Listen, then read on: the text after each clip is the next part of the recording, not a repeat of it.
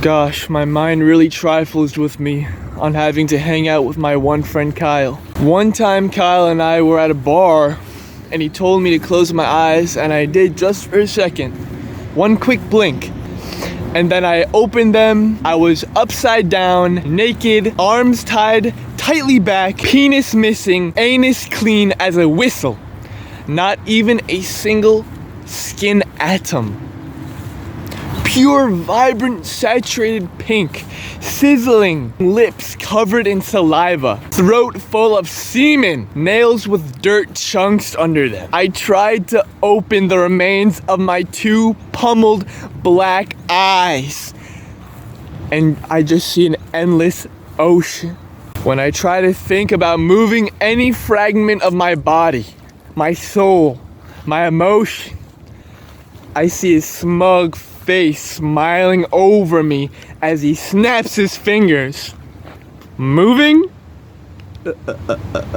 Kyle chuckles at me. Kyle chuckles at me without restraint like a bubbly billionaire. My body, from complete stillness, smoothly reaches near light speed in less than a nanosecond. But it's so smooth at the same time it looked like a computer animation.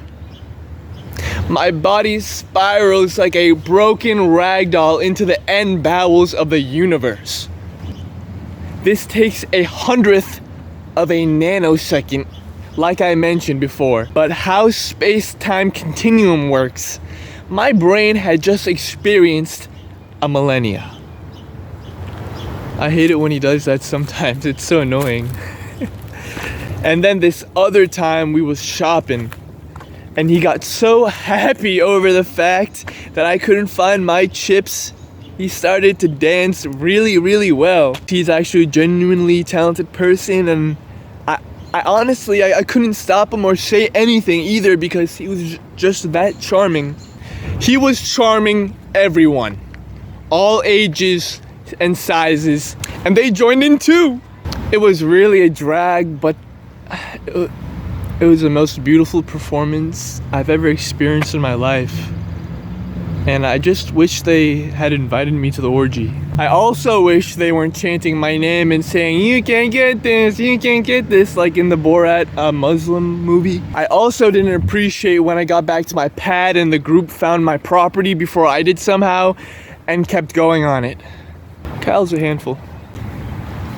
The worst one I can think of is actually pretty recently when we were making small talk at the university. And I actually enjoyed our friendship for a single second, I guess, before he answered my question of, "How is your son doing?" with this. As the last remains of green on Earth is consumed by fire, Fajamath's army gathers around their prince. Prince Fajamath Jr. the 8th lifts up a bloodied sword. As he sits on a dark horse, his tongue spills outward, almost touching his chin. Eyes fully protruding up and outward in opposite directions. Drools begin to pour out of his mouth. The emotion of hopelessness, emotionless and fear protrudes from the prince all at the same time. You can tell he loves to contort his face into what he really is. Without moving his mouth at all, a voice that stretches the planet is heard, booming from the sky. The prince speaks loudly. "I am Thane. A long time ago, my father died in vain, and now I've came." The last lights become remaining enders of burnt ruins that finally simmer out. The earth folds onto itself a total darkness. A crying pregnant woman stifles her tears, trying to suppress noise as he hides under a burnt-up ash stack of ruins. The remaining liquids on Earth stain black. The sun rises over a new land, a gray one. As you read the faint text, dust once settled now spiral around your past movements like a dotted line. The rays pouring from a window that has light cutting against an opaque darkness. You lose interest in the book you are holding, closing it and putting it back. A history so dark, it couldn't have been real, right? The whole building slowly creaks, softly. You go to sleep thinking about what you've read. The other students did not seem to be as bothered. The next day you go to the oldest professor's classroom before school starts. You ask him if the history book you've read is real. He takes off his glasses and looks at you frankly. My young pupil, I am so sorry. It is all real. It is difficult to believe in this long age of peace. But these ages, including this one, are more complicated than a bright age or a bad one. History has a habit of vividly recording times of great desperation or revolution. But the earth is very big, and we live in no age of peace, my young son. Imagine, if you will, multiple ages going on at the same time, all with deep histories. Now, this is something we've been only able to track in the last 5,000 years, when the culture began preserving itself so well in so many forms of media, in so many languages and societies, all of them containing a separate history. And now with recent research, we can confirm and highlight several instances of constant phenomenon we like to call layered ages. You stand in silence, in understanding, but yet confusion. The professor puts his glasses back on. Sounds simple, right? A lot of discoveries have that theme, but the main difficulty has been two major factors. Language, creating the first barrier, and the second is how we collectively taught our history to our fellow children. Oh, Kitty, I like the church.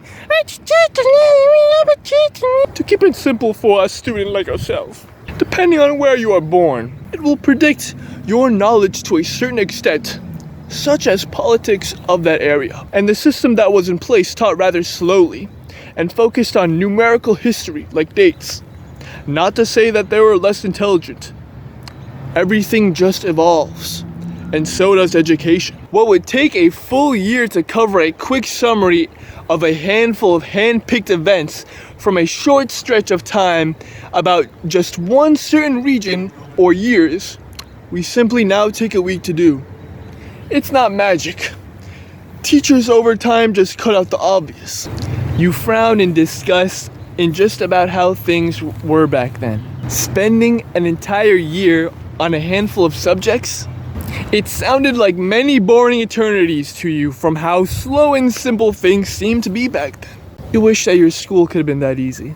You say, man, I wish I could have went to school in the past. Sounded easy, you say out loud. The professor bursts out laughing, then begins again. But wait, don't let me lose you. I brought this up because this happens to be one of the reasons why it took us this long to see and, more importantly, learn from history, as we do now. As we started to align events from hundreds of years ago with other ones from different cultures at the same reoccurring time, we begin to see mistakes that line the foundation of what the next process on how we can improve.